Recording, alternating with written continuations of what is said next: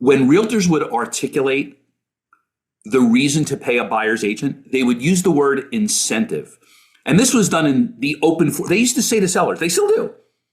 Listen, you need to give a buyer agent an incentive to bring their buyer. Now, I'm sure you've heard that before. Yes. Now, that statement in and of itself is completely unethical because according to the Code of Ethics, commission should not play any role in your decision-making of where you bring buyers to. And a lot of people don't know that the lower of a commission, or quite frankly, the higher of a commission, if you bring your buyer to a property that you know does not meet their needs, but you're pushing them because you're getting a big commission, that's as wrong as not bringing a buyer because there's not enough commission for you. Commissions to play no role. But that was like the open secret, dirty little secret in the business.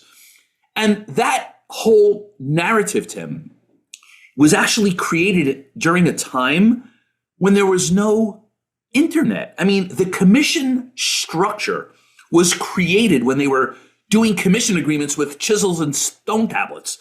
It's an archaic way. Now what do we have? We have total transparency in the market.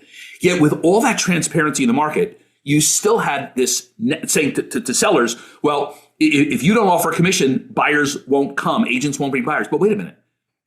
The buyers have complete exposure to the market. If a buyer wants to see a property, they will find an agent that will. And if they don't find an agent that will bring them, they'll go right to the listing agent. So that is kind of the cold-hearted truth.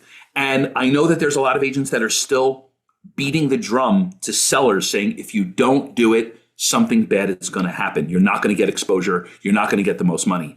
Well, if that were even true, then what you're really saying is realtors are totally motivated and only motivated by compensation, and they don't think of the clients first under the Code of Ethics. It's inconsistent. So as we move into a more transparent universe, and I think it's only going to become more transparent, buyers have more access to information than they've ever had before. So the value of a buyer's agent, and this is what this whole thing is about, needs to be determined by what a buyer thinks that value is. Like, it's no longer the listing agent saying, listen, pay a commission to a buyer's agent who you don't know what their experience is, you don't know what the offer is going to be. Like, when you think about it, it's kind of a crazy thing anyway.